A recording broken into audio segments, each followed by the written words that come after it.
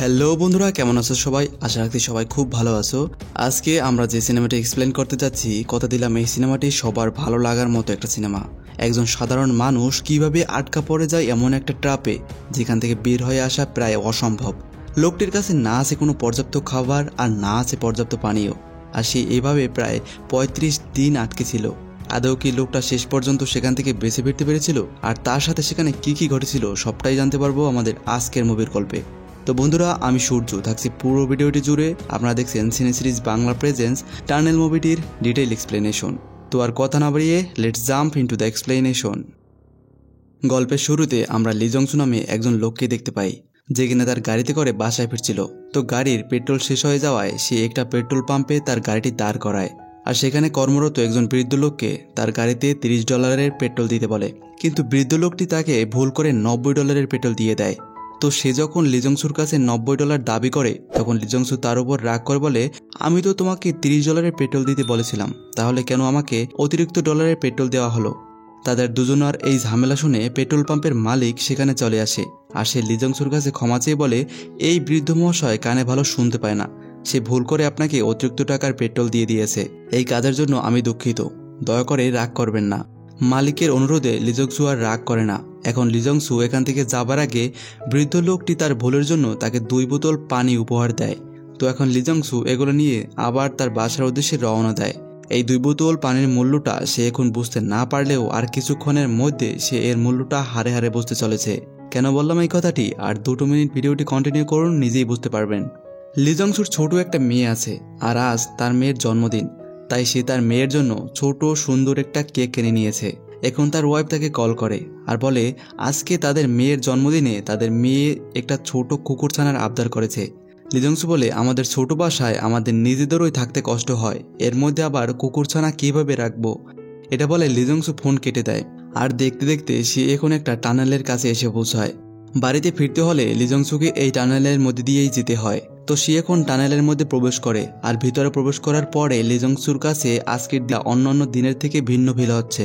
সে আশেপাশে কেমন সব অদ্ভুত শব্দ শুনতে পাচ্ছে, আর হঠাৎ এখন সেখানে লোডশেডিং হতে শুরু করে। লি জংসু বুঝতে পারে এই টানেলের মধ্যে ভূমিকম্প শুরু হয়েছে, আর যে কোনো সময় এখানে তার কোনো বিপদ হয়ে যেতে পারে। অবস্থা খারাপ দেখে লি জংসু এবারে অনেক জোরে তার গাড়িটি চালাতে থাকে, কিন্তু তার শেষ রক্ষা হয় না। দেখতে দেখতে টানেলটি ধসে পড়তে শুরু করে। লি জংসু বুঝতে পারে না সে এখন সামনের দিকে যাবে নাকি আবার পিছনের দিকে ব্যাক করবে। দিশেহারা হয়ে সে অনেক জোরে সামনের দিকে গাড়ি চালিয়ে যেতে থাকে, আর এখন সম্পূর্ণ টানেলটি ধসে পড়ে তার গাড়ির উপরে। লি জংসু তার গাড়ি সহ এখন চাপা পড়ে যায় এই বিশাল টানেলের মধ্যে। লি জংসু ভাবতেও পারছে না হঠাৎ তার সাথে এটা কি ঘটে গেল। চারিদিকে ঘুটঘুটে অন্ধকার। লি জংসু একা এই গাড়ির মধ্যে চাপা পড়ে আছে। সে এখন তার গাড়ির লাইট অন করে, আর দেখতে পায় তার চারিদিকে ধুলোকণা, বালু আর কংক্রিটে আঁটোসাঁটো হয়ে আছে সে। এমন অবস্থায় লি জংসু কি করবে বুঝে উঠতে পারছিল না। সে এখন রেস্কিউ টিমকে কল করার জন্য তার ফোনটি বার করে, কিন্তু সে দেখতে পায় তার ফোনে বিন্দু পরিমাণেও নেট নেই। অনেক চেষ্টা করার পরে লি জংসু তার গাড়ির এক কোণে একটুখানি নেট খুঁজে পায়, আর সে এবার দ্রুত রেস্কিউ টিমকে কল করে। রেস্কিউ টিম ফোনটি রিসিভ করলে লি জংসু বলে, আমি লি জংসু, আমি এখন সম্প্রতি তৈরি করা হ্যাডো টানেলের মধ্যে চাপা পড়ে আছি, আপনারা যত দ্রুত সম্ভব আমাকে এখান থেকে উদ্ধার করুন। লি জংসুর কথা শুনে রেস্কিউ টিমের মোটেই বিশ্বাস হচ্ছিল না যে কয়েক মাস আগে তৈরি করা মজবুত টানেলটি কিভাবে ধসে পড়তে পারে। লোকটি হয়তো তাদের সাথে মজা নিচ্ছে। তো তারা এখন লি জংসুকে বলে, আপনি অপেক্ষা করুন, আমরা দ্রুত হ্যাডো টানেলে পৌঁছে যাচ্ছি। লি জংসু একটু চিন্তামুক্ত হয়, আর সে এখন ঢকঢক করে সেই বৃদ্ধের দেয়া পানি পান করতে শুরু করে। এদিকে দেখা যায় রেস্কিউ টিম তাদের গাড়ি নিয়ে হ্যাডো টানেলে পৌঁছে গেছে। টানেলের এমন অবস্থা দেখে তারা যেন ভাষা হারিয়ে ফেলেছে। তারা যেন নিজের চোখে বিশ্বাস করতে পারছে না। যে টানেলটি নির্মাণ করার সময় চ্যালেঞ্জ করা হয়েছিল যে আগামী 100 বছরে এই টানেলের কিছুই হবে না, সেখানে কিভাবে 1 মাস যেতে না যেতেই এটি ধসে পড়তে পারে। বিভিন্ন নিউজ চ্যানেল দ্রুত সেখানে পৌঁছে যায় আর সরাসরি সম্প্রচার শুরু করে। কয়েক মুহূর্তের মধ্যে টানেল ধসের এই ঘটনাটি সারা দেশে ছড়িয়ে পড়ে। লি জংসুর চাপা পড়ে যাওয়ার ঘটনা নিউজ রিপোর্টাররা জানতে পেরে যায়, আর তারা এখন সরাসরি এই নিউজ সম্প্রচার করে দেয়। এদিকে লি জংসুর ওয়াইফ দেখতে পায় টিভিতে তার হাজব্যান্ডকে দেখানো হচ্ছে। টানেল ধসের ফলে যে লোকটি চাপা পড়েছে সেই লোকটি আর কেউ নয়, তার হাজব্যান্ড লি জংসু। সে কিছুতেই বিশ্বাস করতে পারছে না যে এই ঘটনাটি তার হাজব্যান্ডের সাথেই ঘটেছে। এদিকে দেখা যায় লি জংসু একা একা এই টানেলের মধ্যে খুব খারাপ পরিস্থিতিতে রয়েছে। আশেপাশে একটু নাড়া লাগলেই ধুলোকণা আর কংক্রিট তাকে আরও আটকে ফেলছে। এই অবস্থায় সে কি করবে ভেবে উঠতে পারছে না। সে এখন মোবাইল অন করে আর দেখতে পায় সেখানে অনেকগুলো ফোন আর মেসেজ করা হয়েছে। আসলে নিউজ রিপোর্টাররা তাদের নিউজের ভিউ বাড়ানোর জন্য তাকে বারবার কল করে যাচ্ছে, যেন কল রিসিভ করলে তারা সেটাকে লাইভ টেলিকাস্ট করতে পারে। তো লি জং-সু এবার তাদের কল রিসিভ করে আর এখন তারা এই কলটি সারা দেশে লাইভ টেলিকাস্ট করে দেয়। সবাই তাদের কথোপকথন শুনছিল। এখানে নিউজ রিপোর্টাররা তাকে যত সব আজগুবি প্রশ্ন করতে শুরু করে, যেমন সে এখন কি অবস্থায় আছে, তার অনুভূতি কেমন, সে কি বাঁচতে পারবে এখান থেকে ইত্যাদি। তাদের এইসব ফালতু প্রশ্ন শুনে ডিউন নামের একজন রেস্কিউ হেড অফিসার দ্রুত সেই নিউজ রিপোর্টারদের কাছে পৌঁছে যায় আর তাদেরকে এইসব ফালতু প্রশ্ন আর এতগুলো ফোন আর মেসেজ করার জন্য বকাঝকা করে। সে বলে তাকে আর কখনো ফোন অথবা মেসেজ করবেন না। আপনাদের এইসব ফোন আর মেসেজ করার জন্য তার ফোনের চার্জ শেষ হয়ে যাচ্ছে। আমরা এখনো নিশ্চিত না যে আমাদের কতদিন লাগবে তাকে সেখান থেকে উদ্ধার করতে। এর মধ্যে যদি তার ফোনের ব্যাটারি শেষ হয়ে যায় তাহলে আমরা আর তার সাথে যোগাযোগ রাখতে পারবো না। সে ওই অবস্থায় হতাশাগ্রস্ত হয়ে মারা যেতে পারে। তো নিউজ চ্যানেলের লোকদের বুঝিয়ে দেওয়ার পরে ডিওন এবার লি জং-সুকে ফোন করে আর তাকে প্রথমেই শান্ত হতে বলে। সে বলে, আপনি প্রথমে নিজের মনকে শান্ত করুন। আপনি যদি নিজেকে আতঙ্কিত করে ফেলেন তাহলে ওখানে বেশি দিন টিকে থাকতে পারবেন না। আমরা আপনাকে অবশ্যই বাঁচাবো, কিন্তু এটা একটু সময় সাপেক্ষ ব্যাপার। আপনি প্রথমে একটা বড় নিঃশ্বাস নিন আর নিজেকে বোঝান যে আপনি ঠিক আছেন। এরপরে ডিওন লি জং-সুকে তার ফোনের ব্যাটারি সম্পর্কে জিজ্ঞাসা করে। লি জং-সু বলে তার ফোনে 78% চার্জ অবশিষ্ট রয়েছে। ডিওন বলে, আমাদের এই উদ্ধার অভিযানে কমপক্ষে 7 দিন সময় লাগবে। এর মধ্যে যেন আপনার ফোনের চার্জ শেষ না হয়ে যায়, তাই আমরা আপনাকে প্রতিদিন দুপুর 12টার দিকে কল করে আপনার অবস্থা সম্পর্কে জানব। ডিওন এখানে তাকে আরও প্রশ্ন করে যে তার কাছে কোনো খাবার রয়েছে কিনা।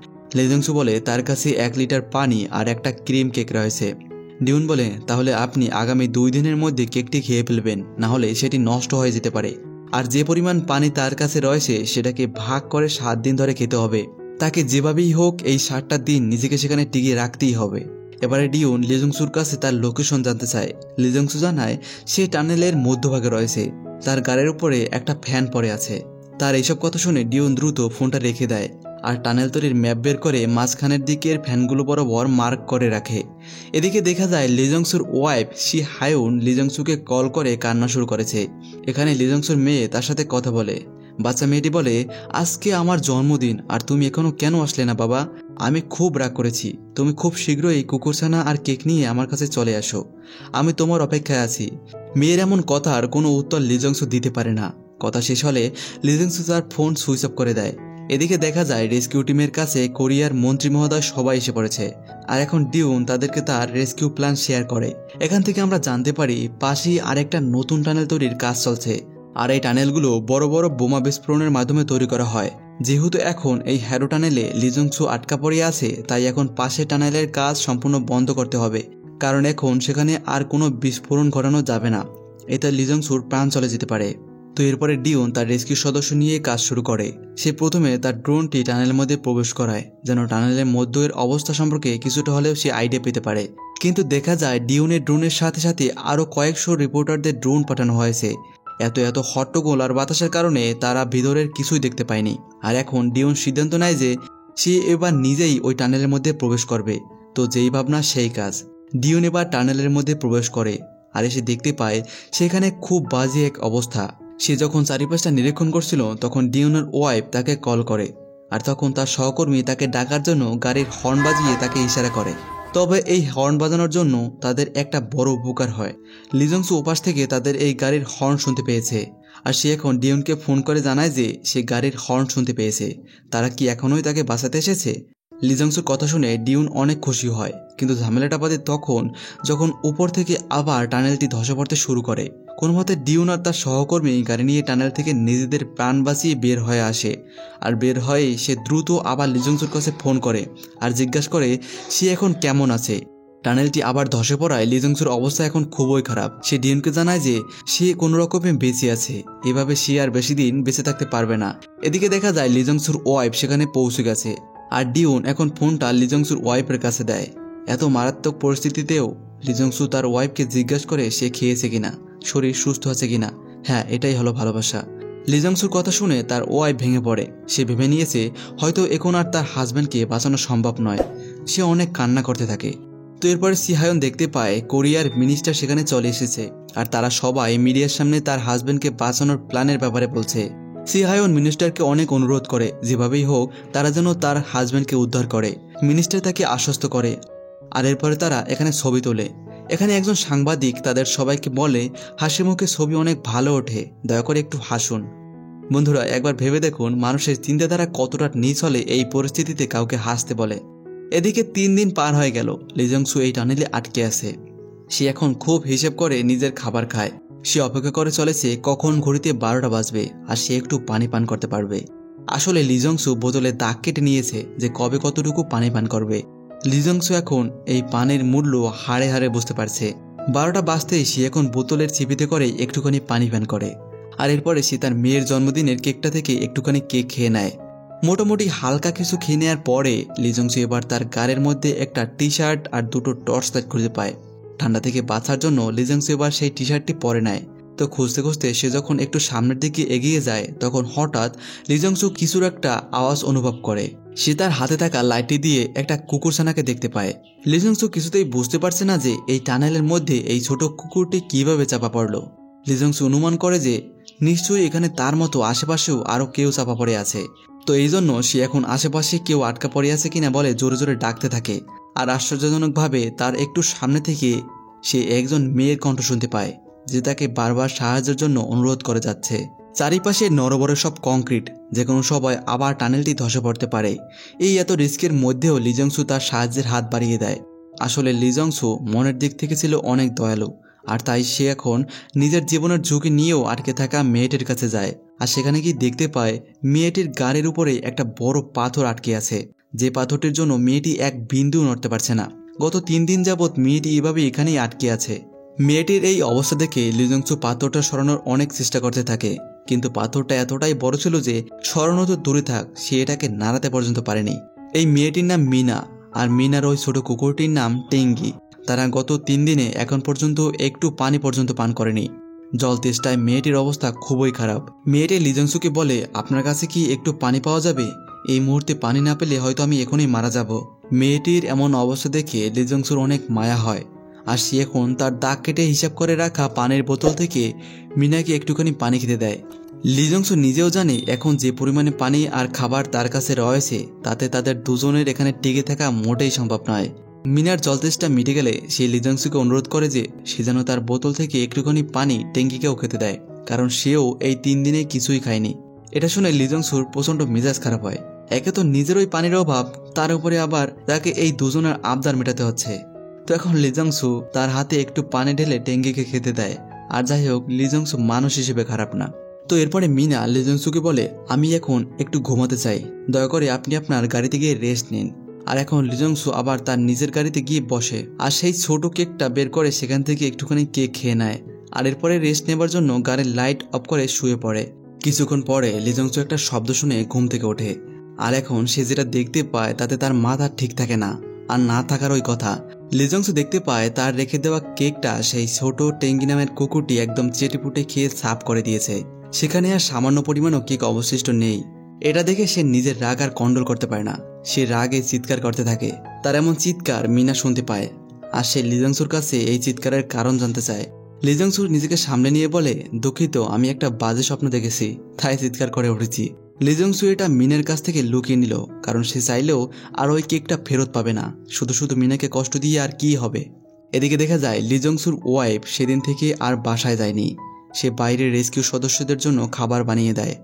সে এখানে সবার খেয়াল রাখে শুধু এই আশায় যে এরা নিজেদের জীবন বাজি রেখেও তার স্বামীকে উদ্ধার করার লড়াই চালিয়ে যাচ্ছে। এরা নিশ্চয়ই তার স্বামীকে জীবিত উদ্ধার করে আনবেই। এরাই এখন তার শেষ আশা ভরসা। সিন আবার শিফট হয় আর দেখানো হয় মিনা এখন অনেক বেশি অসুস্থ। সে এখন লি জং-সুকে বারবার ডাকতে থাকে। লি জং-সু তার কাছে আসলে মিনা বলে, আমি হয়তো আর বাঁচবো না, আমার শ্বাস নিতে প্রচণ্ড কষ্ট হচ্ছে, দয়া করে আমাকে আরেকটু পানি দিবেন ভাই। মিনার এই অবস্থা দেখে লি জং-সুর খুব খারাপ লাগে। সে যখন আবার তার গাড়ি থেকে পানি নিয়ে মিনাকে দিতে যায় তখন সে দেখতে পায় মিনা তার এই পানি পান করার জন্য আর বেঁচে নেই। এটা দেখে লি জং-সু আর ঠিক থাকতে পারে না। সে কষ্টে কান্না করতে থাকে। ভয়ঙ্কর এই টানেলের মধ্যে মিনাই তার একাকিত্বের সঙ্গী হয়ে উঠেছিল। মিনার মৃত্যুতে লি জং-সু নিজের আত্মবিশ্বাস হারিয়ে ফেলেছে। দিশেহারা হয়ে লিজংসু এখন রেস্কিউ টিমের সেই ডিওনকে কল করে আর এখানে সমস্ত পরিস্থিতি সম্পর্কে তাকে খুলে বলে। ডিওন বলে, তোমাকে বাঁচানোর জন্য পুরো দেশ এখন উঠে পড়ে লেগেছে, আমরা তোমাকে অবশ্যই বাঁচাতে পারবো, তবে তুমি নিজের প্রতি বিশ্বাস হারিও না। লিজংসু বলে, আমি কিভাবে এখন নিজের আত্মবিশ্বাস ধরে রাখতে পারি, আমি এখনো জানিই না যে আমাকে বাঁচাতে আপনাদের আর কতদিন সময় লাগবে, আর এইদিকে আমার খাবারও ফুরিয়ে গেছে, আমি কিভাবে এখন এখানে সার্ভাইভ করব। এমন অবস্থায় কোনো পথ খোলা না পেয়ে ডিওন লিজংসুকে তার ইউরিন বোতলে স্টোর করে সেটাকে খেতে বলে। এই কথা শুনে লিজংসু উল্টে ডিওনকে জিজ্ঞেস করে, আপনি কি কখনো নিজের ইউরিন খেয়েছেন? উত্তরে ডিওন বলে, না। লিজংসু বলে, তাহলে আমাকে কিভাবে আপনি এটা খেতে বলতে পারেন? ডিওন লিজংসুকে বুঝিয়ে বলে, আপনাকে এই মুহূর্তে যে কোনো কিছুর বিনিময়ে নিজেকে বাঁচিয়ে রাখতে হবে। আপনি একবার আপনার ওয়াইফ আর ছোট মেয়ের কথা ভাবুন, তারা আপনার জন্য কত অধীর অপেক্ষা করে চলেছে, আপনার কিছু হয়ে গেলে তাদের জীবনের আর কোনো মানে থাকবে না। এদিকে দেখানো হয় রেস্কিউ টিমের সদস্যরা তাদের কাজ চালিয়ে যাচ্ছে। লিজংসুকে বাঁচানোর জন্য তারা ধসে পড়া টানেলের উপরে দুটো ড্রিলের কাজ চালাচ্ছে। একটা ড্রিল লিজংসুর দেখানো ম্যাপ অনুযায়ী, আরেকটা ড্রিল লিজংসুর দেখানো ড্রিলের পাশেই করা হচ্ছে। এদিকে এখন আবার লিজংসুকে দেখানো হয় আজ 9ম দিন। লিজংসু এখানে আটকা পড়ে আছে। নিজেকে কতটা মোটিভেটেড রাখলে একজন মানুষ এখনও এই অন্ধকারে ধুলোবালের মধ্যে খাবার ছাড়া বেঁচে থাকতে পারে। লিজংসু এখন তার ইউরিন বোতলে স্টোর করে রাখে আর জলতেষ্টা পেলে সে নিজের ইউরিন পান করে।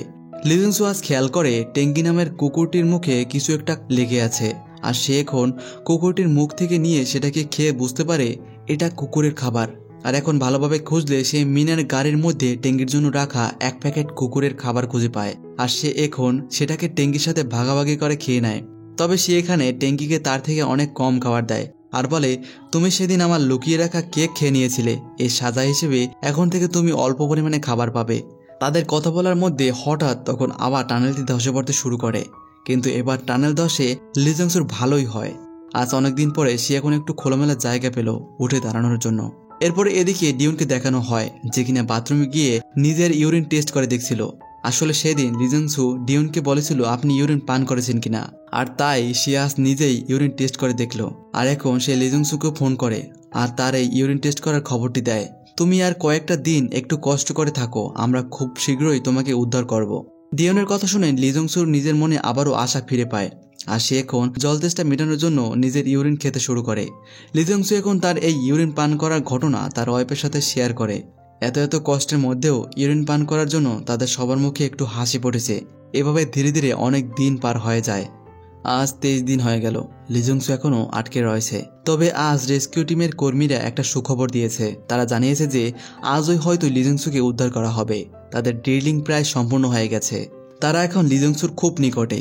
তো এখন ডিওন লিজংসুকে কল করে আর কোনো ড্রিলিং দেখতে পাচ্ছে কি না চেক করতে বলে, কিন্তু লিজংসু বলে সে কোনো ড্রিলিং এর চিহ্ন দেখতে পাচ্ছে না। লিজংসুর কথা শুনে ডিওন অবাক হয়ে যায়, আর সে এবার টানেল তৈরির নীল নকশাটি ভালোভাবে রিসার্চ করে দেখে। আর সে এখন দেখতে পায় এই নীল নকশাটিতে একটা ভুল রয়েছে। এই টানেলে মোট 12টি ফ্যান রয়েছে, যেখানে এই নকশায় 14টি ফ্যান দেখানো হয়েছে। মানে তারা এতদিন ভুল নকশার জন্য ভুল জায়গায় খনন কাজ চালিয়েছে। এখন ডিওন লিজংসুকে আবার কল করে আর তাকে জানায়, আমাদের খনন কাজ ভুল জায়গায় হওয়ায় আমাদের আরও বেশ কিছুদিন সময় লাগবে, তোমাকে আরও কিছুদিন ওখানে সার্ভাইভ করে টিকে থাকতে হবে। মানে তারা গত 23 দিন যাবৎ যা করেছে সম্পূর্ণটাই ভুল জায়গায় ছিল। এটা শুনে লিজংসু আর ঠিক থাকতে পারে না। সে হতাশা আর ক্ষুধার তৃষ্ণার জ্বালায় চিৎকার করতে থাকে। আর সে এখন তার ওয়াইফকে কল করে আর বলে, আমি এই যন্ত্রণা আর সহ্য করতে পারছি না, আমি হয়তো মারা যাব, তুমি নিজের আর আমার মেয়ের খেয়াল রেখো। তারা এসব কথা বলতে বলতে লিজংসুর ফোন বন্ধ হয়ে যায়। এদিকে হাজবেন্ডের এমন অবস্থা শুনে হায়ুন আর নিজেকে সামলাতে পারে না, সে সেখানেই অজ্ঞান হয়ে পড়ে। আর এখন রেস্কিউ টিম লিজংসুর ওয়াইফের চিকিৎসার ব্যবস্থা করে। টানেল ধসের আজ 25 দিন। এখন এখানে প্রচুর তুষারপাত হওয়ার জন্য রেস্কিউ টিম তাদের কাজ আর সঠিকভাবে করতে পারছে না। কোনো উপায় না দেখে ডিওন উপর মহলে ফোন করে তাদেরকে সাহায্য করার জন্য আরও বেশ কিছু বড় মেশিন পাঠানোর জন্য বলে, কিন্তু উপরমহল থেকে বলা হয় এত তুষারপাতের জন্য শহরে অনেকগুলো অ্যাক্সিডেন্ট হয়েছে, তাই এই মুহূর্তে কিছুতেই আর তাদের জন্য মেশিন পাঠানো সম্ভব হচ্ছে না। মেশিনগুলো পাঠাতে তাদের আরও বেশ কিছুদিন সময় লাগবে। এদিকে দেখানো হয় বিভিন্ন চ্যানেল আর মন্ত্রণালয়ে এই টানেল ধসের ব্যাপারে টকশো করা হচ্ছে, যেখানে সবাই এই মতামত দেয় যে গত 25 দিন ধরে দ্বিতীয় টানেলটির কাজ বন্ধ রেখে লিজংসুকে বাঁচানোর চেষ্টা করে কোনো লাভ হয়নি। আর এখন যেহেতু লিজংসুর সাথে কোনো যোগাযোগও নেই, তাই আমরা জানিও না যে আদৌ সে বেঁচে রয়েছে কিনা। তাই এখন এই উদ্ধার কাজ বন্ধ করে দেওয়াটাই উচিত কাজ হবে। আর এখন থেকে দ্বিতীয় টানেলটির কাজ শুরু করা হোক। এমনিতেই তার জন্য এই কয়দিনে সরকারের অনেক ক্ষতি হয়ে গিয়েছে। সবার এমন মতামত শুনে ডিওন আর চুপ থাকতে পারে না। সে বলে, আমরা এখনো জানি না যে লি জং সু মারা গিয়েছে কিনা, হয়তো সে এখনো আমাদের জন্য অপেক্ষা করে চলেছে। লি জং সু সেখানে মারা গেলে আমাদের কিছু হবে না জানি, কিন্তু আপনারা একবার লি জং সুর ওয়াইফ আর তার মেয়ের কথা ভাবুন। আপনাদের নিজের সাথে এমনটা ঘটলে আপনারা কিভাবে এটাকে বিচার করতেন? ডিওনের এই কথা শুনে উদ্ধার কাজ আবার চলতে থাকে। প্রতিদিনের মতো আজও উদ্ধারকর্মীরা তাদের কাজ করছিল, কিন্তু আজ একটা অ্যাক্সিডেন্টে একজন উদ্ধারকর্মীর প্রাণ চলে যায়। আর এই ঘটনাকে কেন্দ্র করে সরকার পক্ষ এই উদ্ধার কাজকে বন্ধ ঘোষণা করে দেয় আর দ্বিতীয় টানেলের কাজ শুরু করার আদেশ জারি করে। এদিকে দেখা যায় লি জং সুর শরীরের আঘাতগুলোতে এখন ইনফেকশন হতে শুরু করেছে। সে এখন কোনো মতে নিজেকে সেখানে বাঁচিয়ে রেখেছে শুধুমাত্র এই আশায় যে অবশ্যই উদ্ধারকর্মীরা তাকে সেখান থেকে বার করে আনবেই। এদিকে দেখা যায় হায়ুন ফোনে তার মায়ের সাথে কথা বলছিল, আর তখন হঠাৎ একজন মহিলা তার দিকে কাঁচা ডিম নিক্ষেপ করতে থাকে। আসলে এই মহিলা হলো সেদিন দুর্ঘটনায় মারা যাওয়া সেই রেস্কিউ সদস্যের মা। মহিলাটি তার সন্তান হারানোর রাগে ক্ষোভে হায়ুনের দিকে কাঁচা ডিম নিক্ষেপ করে আর গালাগালি করতে থাকে। সে বলে, তোর স্বামীকে বাঁচাতে গিয়েই আমার ছেলে মারা গিয়েছে, জানি না তোর স্বামীকে বাঁচাতে গিয়ে আর কতজনের মৃত্যু ঘটবে। মহিলাটির এইসব কথায় হায়ুন অনেক বেশি কষ্ট পায়, কিন্তু তার কাছে এইসবের কোনো উত্তর ছিল না। গাইস, সিনেমাটিতে সব থেকে করুণ অবস্থা ছিল লি জং সুর ওয়াইফ হায়ুনের। সে না পারছিল কাউকে কিছু বলতে, আর না পারছিল এইসব যন্ত্রণা সহ্য করতে। আর সে এখন জানেও না যে তার স্বামী আদৌ বেঁচে রয়েছে কিনা। সে বারবার লি জং সুকে কল করতে থাকে, কিন্তু সে এখন সবসময় লি জং সুর ফোন বন্ধ পায়। এরপরে হায়ুন সেখান থেকে তার বাসায় চলে যায়। দেখা যায় সরকার পক্ষ থেকে কিছু লোক তাকে এই কাজ বন্ধ করার জন্য অনুরোধ করছে। হায়ুন বুঝতে পারছিল না যে সে এখন কি করবে। সবশেষে নিজের ইচ্ছে না থাকা সত্ত্বেও সে কাজ বন্ধ করার ওই কাগজে সাইন করে দেয়। আর এরপরে সব রেস্কিউ সদস্যদের তাদের অপারেশন বন্ধ করার নির্দেশ দেওয়া হয়। এদিকে দেখা যায় লি জং সু এখনো অপেক্ষা করে চলেছে, অবশ্যই কেউ না কেউ হলেও ডিওন তাকে ঠিকই বাঁচিয়ে নেবে, কারণ সে তাকে কথা দিয়েছিল। সে এখন তার গাড়ির এফএম রেডিও চালিয়ে বাইরের খবর রাখে। এদিকে হায়ুন কিছুতেই মেনে নিতে পারছে না যে সে তার স্বামীকে হারিয়ে ফেলবে। তাকে বাঁচানোর সমস্ত চেষ্টা বন্ধ করে দেওয়া হবে। হায়ুন লি জং সুকে শেষবারের মতো কিছু বলতে চায়, তাই সে একটা রেডিও স্টেশনে গিয়ে লি জং সুকে উদ্দেশ্য করে বলতে থাকে, আমাকে তুমি ক্ষমা করে দিও, আমি তোমাকে বাঁচানোর চেষ্টা করেছিলাম। এখন সমস্ত উদ্ধার কাজ বন্ধ করে দেওয়া হচ্ছে। যদি তুমি এখনো বেঁচে থাকো আর আমার কথা শুনতে পেয়ে থাকো, তাহলে উঠে দাঁড়াও আর নিজেই সেখান থেকে বের হয়ে আসার চেষ্টা করো। তোমাকে ছাড়া আমরা নিঃস্ব হয়ে যাব। এদিকে লি জং সু হায়ুনের এইসব কথা শুনতে পাচ্ছিল। সে এটা শুনে অবাক হয়ে যায় যে সে মারা গেছে কিনা এটা নিশ্চিত না হয়েও তারা কিভাবে উদ্ধার কাজ বন্ধ করে দিল। সে এখন হতাশার চরম লেভেলে পৌঁছে গেছে। আতঙ্কিত হয়ে সে এবার নিজের চার্জ শেষ হয়ে যাওয়া ফোনটা ঠিক করার অনেক চেষ্টা করে, কিন্তু কোনো লাভ হয় না। সে কোনোভাবেই কাউকে জানাতে পারছে না যে সে এখনো বেঁচে রয়েছে। এদিকে বাইরে শুধুমাত্র ডিওন এখনো উদ্ধার কাজ বন্ধ করার বিপরীতে রয়েছে। সে যেহেতু রেস্কিউ টিমের প্রধান, তাই সে বাকি সদস্যদের বলে, আমি শেষবারের মতো টানেলে প্রবেশ করছি। আমি শুধু এতটুকু নিশ্চিত হতে চাই যে লি জং সু আদৌ বেঁচে রয়েছে কিনা। বাকি সদস্যরা তাকে এটা করতে বারবার নিষেধ করলেও সে সাউন্ড ক্যাপচার করতে পারে এমন একটা যন্ত্র নিয়ে টানেলের মধ্যে প্রবেশ করে, আর সেই যন্ত্রটার মাধ্যমে আশেপাশটা চেক করতে থাকে। এদিকে উপরে রেস্কিউ টিমের একজন সদস্য এসে জানায় পাশের টানেলের কাজ শুরু করে দিয়েছে, তাই এখনও সেখানে ব্লাস্ট করানো হবে। এখন ডিওনকে তাড়াতাড়ি টানেল থেকে বের করা হোক, তা না হলে ডিওন সেখানে মারা পড়তে পারে। আর তারা এখন ডিওনকে কিছু না জানিয়ে সেখান থেকে বের করতে উপরের দিকে টেনে তোলে, আর এর ফলে ডিওনের হাত থেকে সেই সাউন্ড ক্যাপচারের যন্ত্রটা টানেলের মধ্যেই পড়ে যায়। ওইদিকে দ্বিতীয় টানেল তৈরির কাজে বোমা বিস্ফোরণ শুরু হয়, আর তাই এই টানেলের মধ্যে আবারও পাথর ধস হতে শুরু করে। এদিকে টানেলের উপরে দেখা যায় ডিওন লি জং সুকে বাঁচাতে ব্যর্থ হওয়ায় বসে বসে কষ্ট পাচ্ছে। আর তখনই তার চোখ পড়ে সাউন্ড ক্যাপচারের যন্ত্রটার দিকে। সেখানে সিগন্যাল দেখতে পেয়ে সে সবাইকে চুপ হতে বলে, আর হেডফোনের মাধ্যমে সে গাড়ির হর্ন শুনতে পায়। সে বুঝতে পারে লি জং সু এখনও বেঁচে আছে, আর সে তাদের থেকে বেশি দূরে নেই। সে এখন খুব দ্রুত এই সংবাদটি ঊর্ধ্বতন কর্মকর্তাকে জানিয়ে দেয়, আর দ্বিতীয় টানেলের জন্য বিস্ফোরণ বন্ধ করতে বলে। আর এরপরে দ্বিতীয় টানেলের কাজ বন্ধ করে দ্রুত সেখান থেকে লি জং সুকে বাইরে বার করা হয়। দীর্ঘ ৩৫ দিন পরে আজ লি জং সু টানেল থেকে মুক্তি পেল। লি জং সুকে জীবিত দেখতে পেয়ে হায়ুন যেন নিজের চোখে বিশ্বাস করতে পারছিল না। সেজন্য তার সবকিছু আবার ফিরে পেল। তবে এখানে সাংবাদিকরা অনেক ভিড় করে আর লি জং সুর সাক্ষাৎকার নিতে চায়। তারা লি জং সুর কাছে তার অনুভূতির কথা জিজ্ঞেস করে, আর রেগে গিয়ে লি জং সু ডিওনের কানে কানে একটা অকথ্য ভাষায় গালি দেয়, আর এটা সাংবাদিকদেরকে বলতে বলে। ডিওনের কানে কানে কিছু বলতে দেখে সাংবাদিকরা ডিওনকে এই ব্যাপারে জিজ্ঞেস করে, আর এখন ডিউন তাদের এই অসহ্য যন্ত্রণা সহ্য করতে না পেরে সাংবাদিকদেরকে গালাগালি করে। কোনো উপায় না পেয়ে শেষ পর্যন্ত লি জং-সুকে হেলিকপ্টারে চিকিৎসার জন্য পাঠিয়ে দেওয়া হয়। এরপরে সমস্ত নিউজ চ্যানেলে নিউজ করা হয়। তবে অবাক করার ব্যাপার হলো লি জং-সুকে উদ্ধার করার সমস্ত ক্রেডিট ডিউনকে না দিয়ে মিনিস্টারকে দেওয়া হয়। সমস্ত নিউজে মিনিস্টারকে এই উদ্ধার কাজের জন্য বাহবা দেওয়া হয়। তবে ডিউনের এতে কোনো মাথা ব্যথা নেই। তার জন্য যে লি জং-সু বেঁচে ফিরতে পেরেছে এতেই সে অনেক খুশি। এরপরে সিনেমা শেষে দেখানো হয় লি জং-সু এখন সুস্থ হয়ে গেছে আর সে এখন তার ওয়াইফকে সাথে নিয়ে বাড়ির উদ্দেশ্যে রওনা দিয়েছে আর সাথে তার মেয়ের জন্য একটা কেকও কিনে নিয়েছে। এবারও তারা যাওয়ার সময় একটি টানেলের মধ্যে দিয়ে যায়, তবে এই টানেলটি আর ভেঙে পড়ে না। এখান থেকে শেষ হয়ে যায় টানেল মুভিটির গল্প। তো বন্ধুরা, তোমাদের কাছে কেমন লাগলো আজকের মুভির গল্প? যদি ভালো লেগে থাকে তাহলে প্লিজ একটা লাইক আর সাবস্ক্রাইব করে দিও। সবাই ভালো থাকবেন, সুস্থ থাকবেন। দেখা হচ্ছে সামনের কোনো অসাধারণ মুভির গল্পে।